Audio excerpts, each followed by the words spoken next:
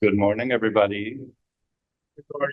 Thank you. I'm going to try that one instead of the Lord be with you, but we'll resort to that.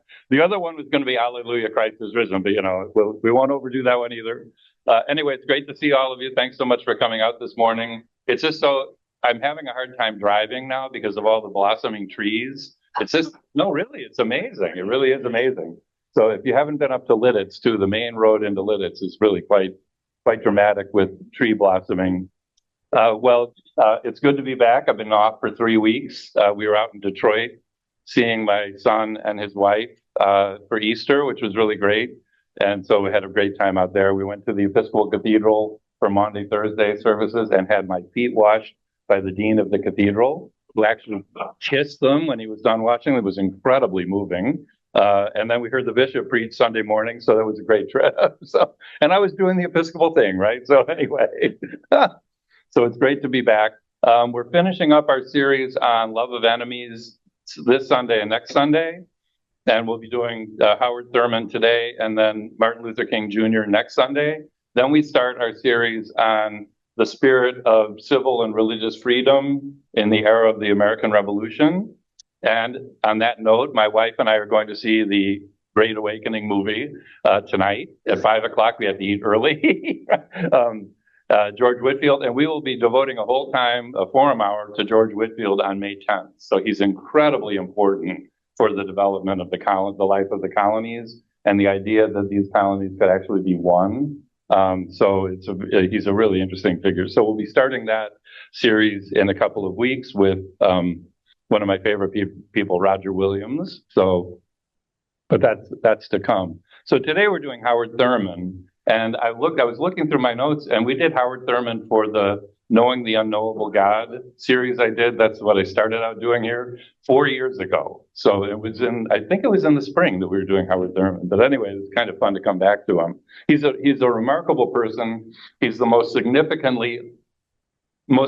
figure of the 20th century in many ways, and also one of the most unknown of the figures of the 20th century. So he's an amazing theologian and religious thinker and spiritual thinker and mystic by his own admission. So we're jumping from Germany to the United States. It's around the same time he wrote the book we'll be looking at, Jesus and the Disinherited, in 1949. It was published. He'd been working on it for years in a series of lectures, so it's right around the time of Dietrich Bonhoeffer as well, although Thurman lived to be quite old. He died in 1981, but he died right before the end of the 19th century in 1899. So we'll be looking at him. He's the author of over 20 books, by the way. The most notorious is Jesus and the Disinherited, but he wrote an autobiography, and he wrote a book about the hungry is the heart. I think it's the hunger of the heart. That's one of his favorite themes. So his writings are really quite remarkable. He's a very eloquent writer and speaker. And lest I forget, one of the things that's wonderful about people now is that they're online. There are 2 interviews this fellow did. I don't know, I can't remember his name, that are available online on YouTube. If you just Google Howard Thurman interview part 1, it'll come up, and then Howard Thurman interview part 2, the second one will come up. And so hearing him speak is really remarkable, especially his hand gestures. He does these great hand gestures. But it's really wonderful to hear his own account of his own development and his thinking. So he's an African-American theologian, was born in Daytona Beach, Florida, which was highly segregated, as you can imagine. So he grew up in a black quarter of the city and had interaction only with other black people, or as they called them back then, Negroes, throughout his whole life until he went to Rochester Divinity School in Rochester, New York. He would run into white people, but he said you tried to keep those contacts to a bare minimum, right? So it's a horrible time. It's also the time of Jim Crow. It's also the time of lynching. So it's important to remember that. But that really that's not really part of his story, because he was very capable of keeping himself out of that kind of exposure. But when he grew up, he was very much a nature mystic. And so he describes the importance of this huge oak tree that was in their backyard. And he would sit under the oak tree when he was a young boy and confide in it and feel the life of the oak tree on his back. and he felt this oneness of life that the oak tree represented. He also was fascinated by the way when storms would come off the Atlantic, because it's the Atlantic side of Florida. When they come off the Atlantic, all these other trees would get stripped of their leaves and branches, and the oak tree would simply sway. And he said, "That's what I want. I want something that will allow me to sway when the storms hit, but not break and not fall over." That's his whole spirituality. He would also go for walks on the beach at night. And he said that the experience of the stars above him, which you could almost reach out and touch, because back then they didn't have light pollution the way we do now, and then the sound of the waves coming in constantly, that was this very profound experience for him. And it was actually, that's how he came to experience God, was the oak tree, the oak trees in the storm, and then the beach at night. I have a lot of sympathy for that because I went to church my whole life. My mom was a devout Episcopalian, but my experience of God came from the natural world. So I have a lot of sympathy with his upbringing. And he says at one point, and in the interview, he said, what he said, "Aren't you a bit of a mystic?" The interviewer says that, and he goes, "Oh yes," he says, "because when I was young, I just wanted to dive as deeply as I could into the meanness of me." And he said, not the meanness of me, but the meanness of me. And he said, the deeper I dove down into the meanness of me, that makes me an utterly unique, irreplaceable, unrepeatable existence in the universe, the more I dove down into that, the more I realized my unity with all of the human beings and all of their life, right? Like the oak tree. So the more you dive into your own existence, which is utterly individuated, utterly unique, utterly mysterious to others and also to yourself, the more you dive into that, the more united you become with everything. And he says in an article he wrote on mysticism and ethics, "There is a core of aloneness at the heart of living. There are thresholds before which all people stop. Only God may tread, and even God in disguise. Each soul must learn how to be independent of all secondary relations and involvements. We walk a part of the way together, but on the upper reaches, each path leads to the heights alone. Ultimately, I am alone, so vastly alone that in my aloneness is all the life of the universe." He calls this a paradox. In my aloneness is all the life of the universe. In such moments of profound awareness, I seem to be all that there is in the universe, and all that there is seems to be I. In the mystic's moment of fontal unity, all divisions, all tensions are resolved. And so that was his vision, this vision of the resolution of all tensions through this experience of the oneness of life with the oneness with the Creator, unity with. He would never say identity with, but unity with the Creator. So that became a very important part of his life because that gave him an anchor of identity that no one could take away. No one could take away. And believe me, white society at the time, he said, gave him an identity of zero. He did not exist in their eyes. And so to know that he is a child of the Creator, and that the life of the Creator is in him and in all things, and that by becoming aware of that life, he's united to all things, that for him was incredibly important because that's what allowed him to be the oak tree. Whenever the vicissitudes of life would hit, he could withstand it because he knew who he was. And if you don't know who you are, you're in real trouble, right? And if you take your bearings of who you are from other people, you're in real trouble, right? You're in serious trouble. And that's his understanding of Jesus. Right? Jesus is talking to people who are in very great danger of losing themselves because of what the world around them is saying about them. The other major influence in his life was his grandmother. And his grandmother had been born into slavery and was raised a slave and then was finally liberated. And his father died, Thurman's father died when he was 7, and so his grandmother moved into the house because his mother had to start going to work. So his grandmother was a major influence in his life. And in his office, in the interview, you'll see all these honorary doctorates that he received, and right in the middle of all of them is a photograph of his grandmother. He's like, that is ground zero right there, right? So, and she would tell him there were 2 things that he learned from her, which were incredibly important for his life. One was a story she told over and over and over again, and it's very, very similar to his experience with the oak tree and the oak trees and the ocean. And that is something that happened to her when she was a slave.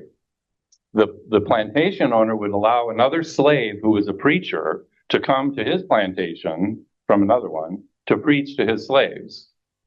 Very unusual. They usually had a white preacher preaching the letters of Paul, slaves obey your masters, right? Which led Thurman, by the way, to hate Paul. Like, just wouldn't, his grandmother wouldn't let him read Paul. So anyway, that's another story.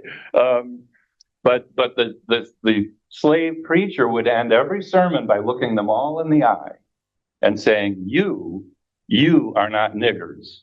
You are not slaves. You are God's children. Right? And he said when she got to that point of the story, her back would stiffen. And she would say, you are God's children.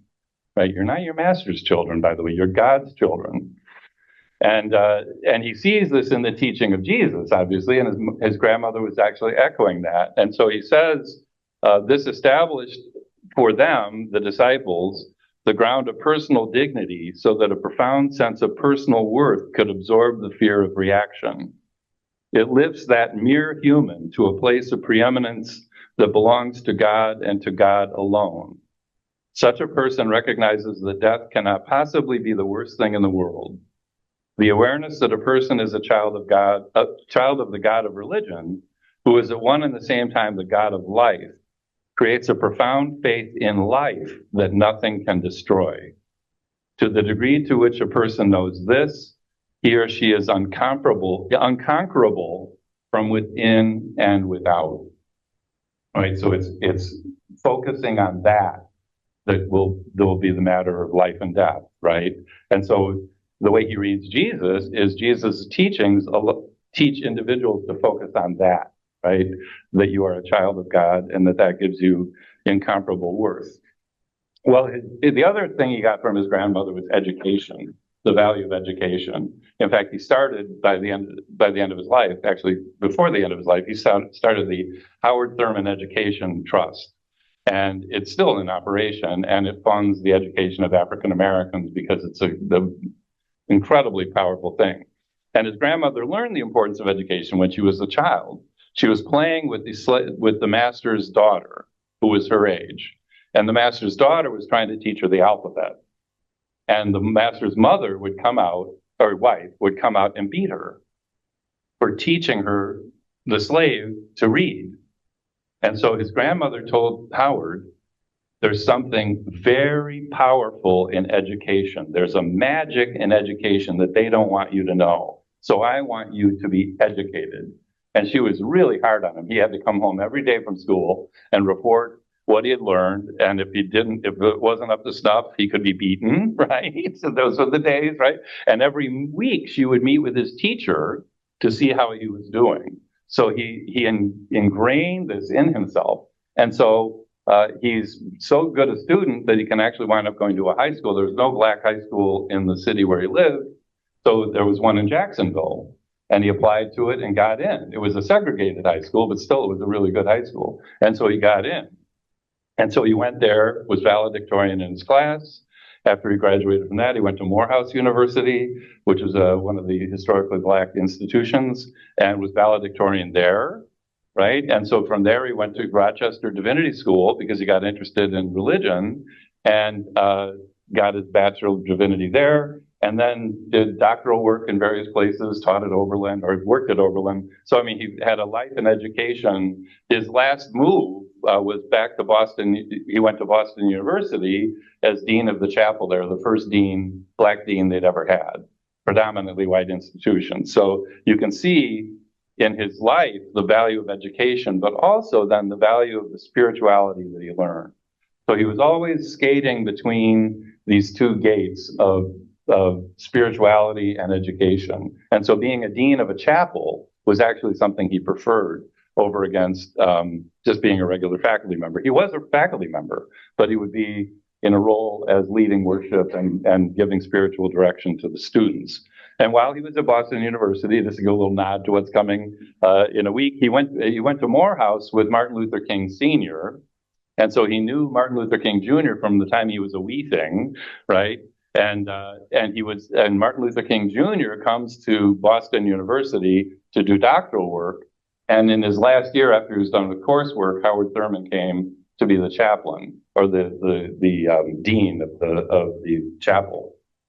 So King Jr. heard Thurman preach. He never took any courses with him or anything. And Martin Luther King Jr., since they knew him from a wee thing, he would come over to their house to watch like the Olympics and stuff. So it was really interesting. But they weren't like theological colleagues in that way, in the same way. It's very hard to know exactly what that relationship was because Thurman, toward the end of his life, when he knew he was dying, went into the garage and burned all of the personal letters he could find that he didn't want anyone to read. So I'm sure there was correspondence with King and many others that we'll never know about.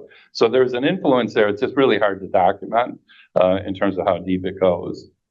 So that's the theme of education was very, very important to him. Well, he got his degree from Morehouse in economics, but then got more and more interested in religion. He was raised a Baptist, and so the path would obviously be to become a Baptist pastor. And so he went to Rochester Divinity School, where I taught for several years, actually.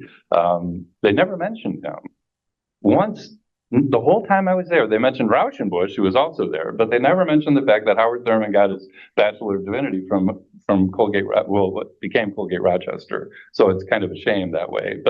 But when he was there, they admitted 2 black students, which was quite revolutionary in its own way, and they gave them their own room on different ends of the wing, right? So this is very typical. And at one point, Thurman's alone in his room, and there was a suite of 3 white students across the hall from him, and one of the students withdrew, so they had an open room. And they came over and they asked Thurman to live with them. And he was terrified. It's like, I have no experience being around white people, right? It's okay, I could navigate the divinity school if I could go back to my room and be alone, but how am I going to do this? So this creates a bit of a spiritual crisis for him, which then made him exercise this discipline of discerning the me-ness of me to enter into white people. Right? And we'll see just how important that is when we get to love of enemies. Right. So, but this was really where he started to learn that. And he got really good at it, such that he could accept an appointment at Boston University, which was almost exclusively white. So he went from Morehouse and also Howard University, he was dean of the chapel there, to Boston University. And a lot of that had to do with his ability to go deep and then come up again. I just love that image, by the way. He said the mistake we make is when we relate to others, we go like this. And he said, that's not it. You go down and up again. It's really beautiful vision, actually. So his crisis at Rochester was, I have to learn how to navigate the white world. I have no idea how to do this. He got very, very good at it, but it was a real challenge for him. The other thing that happened was when he went to, I've got to check my notes, he became back to Morehouse to become a professor and the dean of the chapel at Morehouse in 1932. In 1935, he and a group of other African-American pastors were invited to go to India, and also to Sri Lanka, and also to what was called then Burma. And Sri Lanka was called Ceylon back then. And so they went over there, and of course the person they really wanted to meet was Gandhi. But they met all these other people while they were there. And they were fascinated because they said, we've met all these white Christians who come over here as missionaries and the like. And of course, the British Empire, it was all white people. They said, we never met black Christians. We wanted to have this experience of black Christians. And every Hindu that he met asked him, how can you be a Christian? Christians sailed over and bought your ancestors, sailed them back in slave ships like cords of wood, sold them into slavery, and then now the same Christians go to church and then say, hey, by the way, let's go lynch somebody. So they all go out in their Sunday best, go to lynching, and then they go back and celebrate that in praise of God. How can you be a Christian when that's Christianity? Why aren't you a Muslim? Muslims are colorblind. The Ummah, the Muslim community, includes everyone, but in principle, you can't be excluded. That's not entirely true, by the way. I have black Muslim friends that say, unfortunately, racism actually influences Muslim relations, but to the Hindus, who also knew Muslims in India, it was utterly inscrutably unclear why, or offensive actually, why any black person would be a Christian. This led Thurman on this really profound spiritual quest to understand why and how he could be a Christian. And Jesus and the Disinherited is one of his first answers to that. And he met Mahatma Gandhi actually toward the end of his time. They kept trying to meet him, and it got called off because he wasn't well. And they finally went to his tent, and Gandhi asked him exactly the same question. And so that had a very profound effect on him. The other thing, of course, with regard to Gandhi was that Thurman discovered the practice of nonviolent resistance from Gandhi. Who discovered it from Jesus? This is fascinating, right? So Gandhi, through his work in England, read the New Testament, the Gospel of Matthew, penetrated his heart, started enacting that as a social movement in India, and then taught Howard Thurman about nonviolent resistance, who was Howard Thurman being a Christian, who then taught it to Martin Luther King Jr. So there is a direct line of succession that way. But this is the world we live in now, right? A Hindu in England teaches a Christian from America about his own Bible. So it's really fascinating, including love of enemies, I would say. So the trip to India really had a very profound effect on him. And he says in other parts of Jesus and the Disinherited, he says, it is a privilege after so long a time to set down what seems to me to be an essentially creative and prognostic interpretation of Jesus as a religious subject rather than religious object. So his answer to Gandhi and others' questions became, I'm going to look at the way Jesus worshiped God. I'm not going to look at the way we worship Jesus. American Christianity falls off the rails by worshiping Jesus. We have to view Jesus as a teacher who's going to help us live our lives in America as subject to racist regime, or a racist system.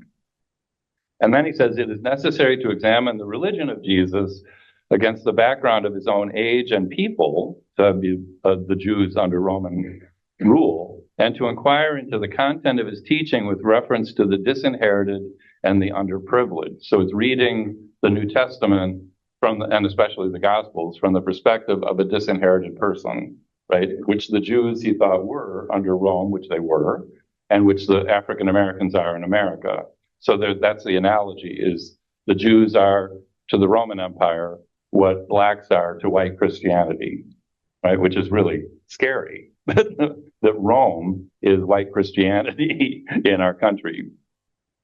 And he says elsewhere, for years it has been part of my own quest to understand the religion of Jesus, that interest in his way of life, see, not him as an object of worship, but in the way he lived, could be developed and sustained by intelligent men and women who were at the same time deeply victimized by the Christian church's betrayal of his faith.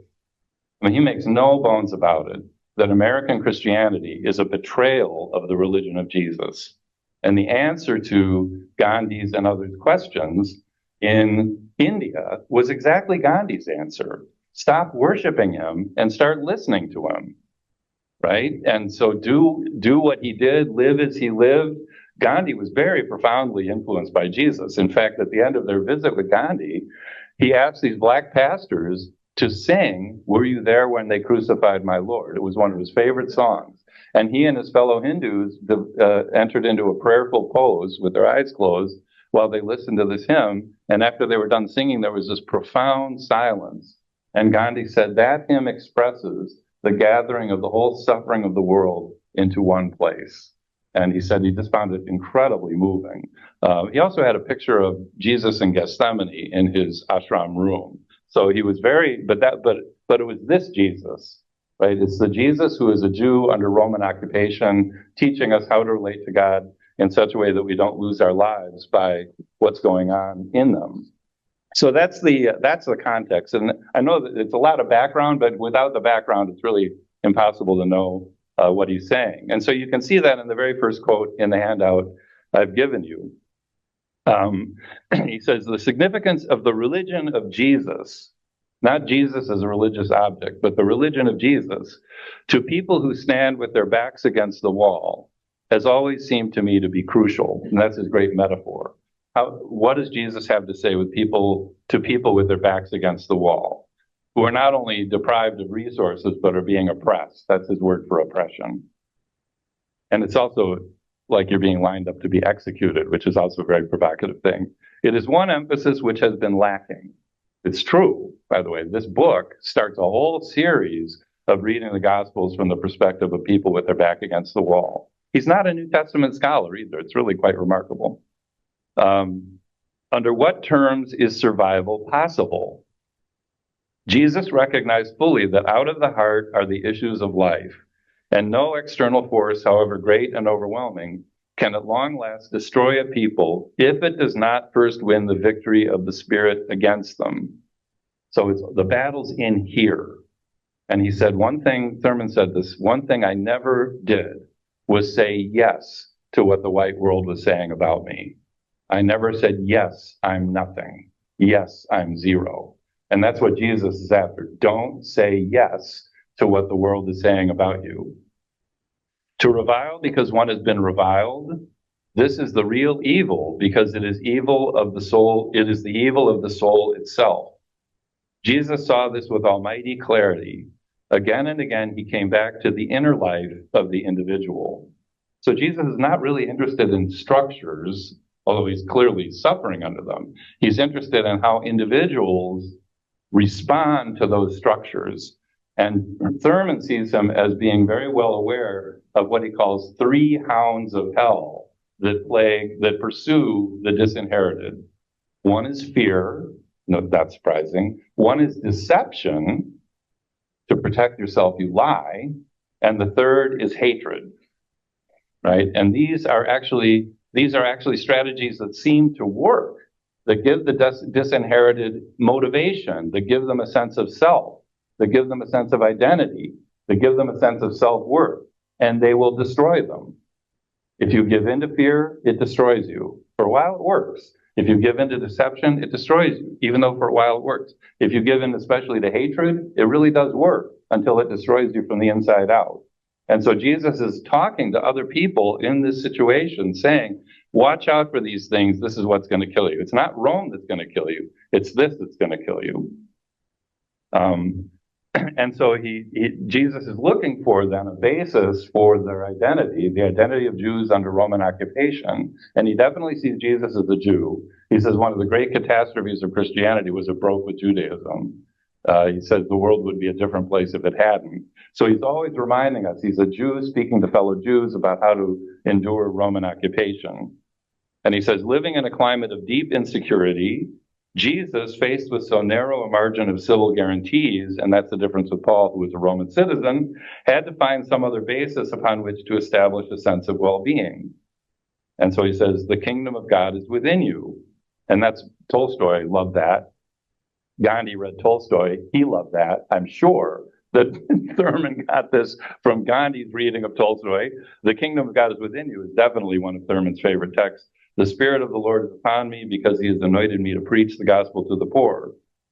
The basic principles of Jesus' life cut straight through the despair of his fellows and found it groundless.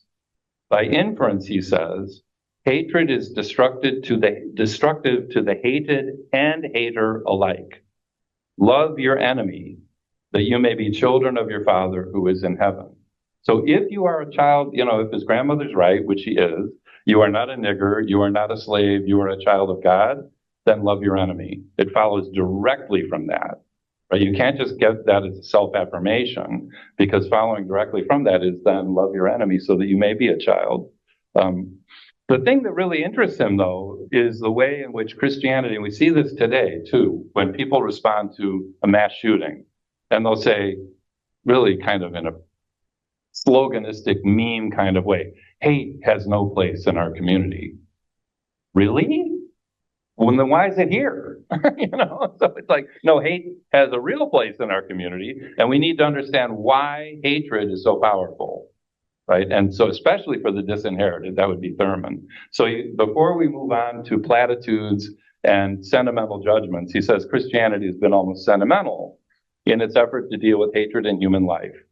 Don't hate. It's just kind of that constant, why is there so much hate in the world? Why don't we love and all that? He said it's necessary to analyze the role hatred has in life, especially in the life of the disinherited. But that would also go to the life of those who disinherit them, right? What role, what need does hatred meet so that it keeps popping up and we don't want to let go of it? And so he does this kind of analysis of the way hatred develops. And the first place is hatred often begins in a situation in which there is contact without fellowship. Contact without fellowship. That's it. Everything follows from that. If you have contact without fellowship and you're disinherited and there are people who have disinherited you, then there's going to be this disproportion between the two. And then he says, there's a typo, devoid of any of the primary overtures, instead of overtured, of warmth and fellow feeling and genuineness. So that would be fellowship, right? Fellowship isn't just being around each other. Fellowship is this sense of warmth and fellow feeling. In the second place, contacts without fellowship tend to express themselves in a kind of understanding that is strikingly unsympathetic, right? You hear this all the time. If you're around white people who don't like black people, they'll tell you endless stories about don't talk to me about it. At my work, I know because so-and-so does this, and so it says, well, that's contact without fellowship, right? It's strikingly unsympathetic. Unsympathetic understanding is the characteristic attitude governing the relation between the weak and the strong, right? So we usually give a very unsympathetic reading of what the weak are up to if we're in a position of strength, if we have contact without fellowship. And then finally, third place, an unsympathetic understanding tends to express itself in the active functioning of ill will. In the fourth place, ill will, when dramatized in a human being, becomes hatred walking on the earth. So if you want to cut the legs out from under hatred, you have to start with creating fellowship of goodwill, right? And then work from there. And we'll see that in when he talks about love of enemies, that's exactly the direction he's going to go in. But I think it's really interesting that he takes time to analyze where hatred comes from, rather than immediately saying, oh, that's a really bad thing, we shouldn't have hatred, etc. And then, of course, he wants to understand the role of hatred in the lives of the people with their back against the wall. He says, hatred in the mind and spirit of the disinherited is born out of great bitterness, a bitterness that is made possible by sustained resentment, which is bottled up until it distills an essence of vitality, giving to the individual in whom this is happening a radical and fundamental basis for self-realization. So you can take the bitterness and distill it into a form of vitality that then allows you to realize yourself, right? And that's why hatred is so powerful, is because it gives you an identity. And it gives you an identity over against the people you resent, right? And so it gives you I am not nothing, but I'm not nothing based on bitterness. I'm not nothing based on resentment. And that for him is, and I'm not nothing based on my hatred of you. So he says, it is clear then that for the weak, hatred seems to serve a creative purpose. This is something he's right. We don't talk about this, right? At least I don't think we do. Jesus understood this because he's one of them, right? In the face of the obvious facts of his environment, he counseled against hatred. And his word is, love your enemies, that you may be children of your Father which is in heaven. Why? Good question, right?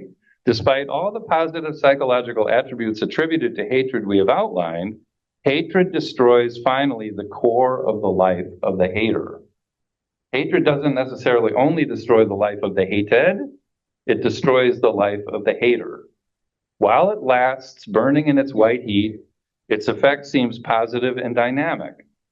But at last it turns to ash, where it guarantees a final isolation from one's fellows. And going back up, that's the beginning of hatred there. Jesus rejected hatred because he saw that hatred meant death to the mind, death to the spirit, death to communion with his Father. He affirmed life, and hatred was the great denial. Right? So Jesus is very concerned that his fellow Jews not lose their lives in response to Roman oppression. And they would do that if they started to hate Rome and resent Rome out of bitterness. And so he's warning them, don't go there. Notice the hatred of the enemy destroys the hater. And so loving your enemies saves you. It isn't about doing good to those who hate you. The focus is on, if you hate him, it's going to destroy you. You're going to lose your soul.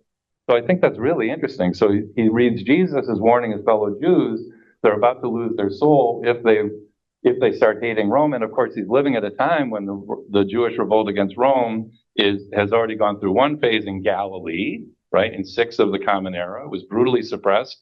The Romans come in and burn an entire city down in response. And then the Jewish revolt against Rome in 7 in the 60s will culminate in the destruction of the temple in 70. So he's living during a time of incredible foment against Rome.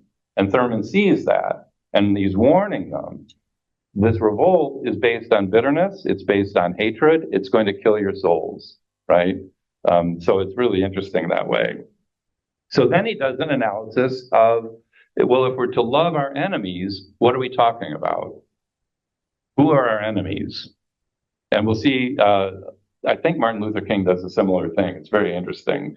So the term enemy isn't necessarily clear, right? And for Thurman, there are 3 kinds of enemy. The first enemy is somebody who's in your primary life group. So it would be a fellow Jew in Jesus's day, and it would be a fellow African American in Thurman's day. And he thinks this actually is the easiest conflict to resolve.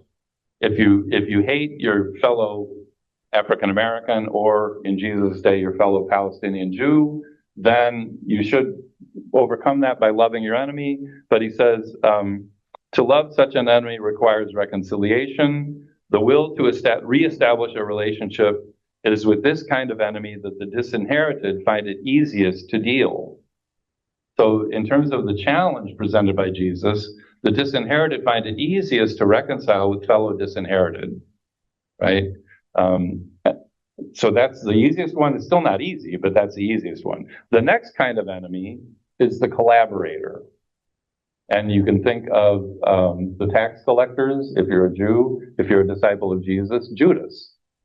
They're the one who opens the door to the enemy from the inside, right? So Judas tells the Roman soldiers and the soldiers from the temple police, where Jesus is, right? The tax collectors profit from Roman rule. So they're Jews who are profiting from the extortion that Roman taxes are creating in the Jewish community in Israel. And so that's a very hard kind of enemy to forgive and love, right? And so he says, to love such people requires the uprooting of the bitterness of betrayal, the hardiest poison that grows in the human spirit. I think that's true. If you are betrayed by someone you trust, loving and forgiving them, good luck. But he says you have to do that. To love them means to recognize some deep respect and reverence for their persons, right? Dive down, come up again. This man is not just a tax collector, he is a son of God. Or as Jesus tells Zebedee, this one also is a son of Abraham. Zebedee is the tax collector Jesus sees. Awaken that awareness in him, and he will attack his betrayal as only he can from the inside. So if you awaken the awareness that this one is also a son of God, then you awaken the awareness that we belong together, and I can love you, and you're not an enemy anymore. I think that's incredibly powerful. I think it's really powerful that he recognizes betrayal of one's group as a form of deep enmity and real difficulty. And you can imagine in the Black community that would immediately transfer as well. The third type of enemy was exemplified by Rome. The elements at work here were both personal and impersonal. They were religious and political. To love the Roman, and so, I think we forget that. When Jesus says love your enemy, he means love the Roman, right? To love the Roman meant first to lift him out of the general classification of enemy. You have to individuate the Roman. The Roman had to emerge as a person, because otherwise he's just a part of this overall system, right?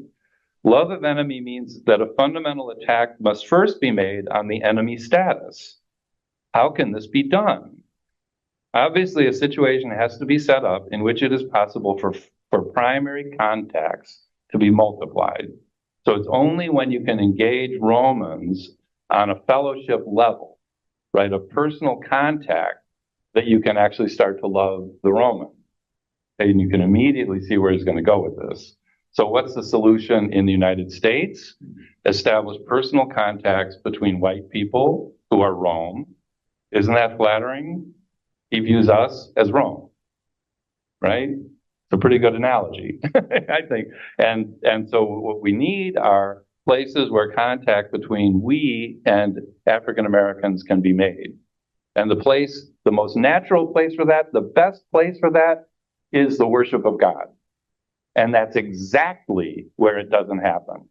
By design. By design. So he says, it is necessary, therefore, and this, by the way, is how we come to love the enemy. It is necessary, therefore, for the privileged and the underprivileged to work on the common environment for the purpose of providing normal experiences of fellowship, not one-off experiences of fellowship, but normal. The first step toward love is a common sharing of mutual worth and value. The experience of the common worship of God is such a moment. And it is. It's where we all join together to worship God and don't pay any attention, ideally, to one another, right? It doesn't matter who the other person is.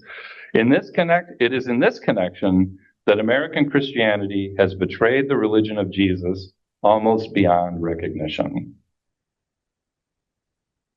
Worth thinking about. Churches have been established for the underprivileged, for the weak, for the poor, on the theory that they prefer to be among themselves. The result is that the one place in which normal free context might most naturally be established, in which the relations of the individual to his God should take priority over conditions of class, race, power, status, wealth, or the like, this place is one of the chief instruments for guaranteeing barriers. The enormity of this sin cannot easily be grasped. And so for him, love of enemies assumes this kind of fellowship with each other, especially fellowship in the worship of God. And American Christianity has made that fellowship impossible. And therefore, loving the enemy is virtually impossible under the conditions of American Christianity, which is why Thurman left American Christianity to forge his own path. It's right after this, he moves to San Francisco to start this incredible experiment with another person called the Church of the Fellowship of All People in San Francisco, of course, right? Where else, right? And it's the first church in the United States, maybe in the world, which was explicitly set up with no racial, creedal, class, any of the lists there, class, race, power, status, wealth, or the like, including creedal barriers. So you had Muslims there, you had Buddhists there, you had Hindus there, you had different kinds of Christians there. And so the Church of the Fellowship of All People, notice the word fellowship, was Thurman's attempt to create a community of what the church should have looked like all along, what the Christian community should look like all along. So it wasn't meant to be some grand experiment. It was actually meant to be an exemplar of what Jesus wanted. Right? And so Jesus wanted people to talk to him, Thurman thinks. Jesus wanted us to go to India and talk to Gandhi and think, oh God, I never thought that. I think I'll bring that into my life, right? And not then, say, oh, that's a Hindu. What does he know? Or what does she know, et cetera. So the Church of the Fellowship of All People was this incredible institution. And as I said, it's the first of its kind anywhere. And he finally left there because he was called to Boston University in 1953, I think it was. And that's when he overlaps with Martin Luther King Jr.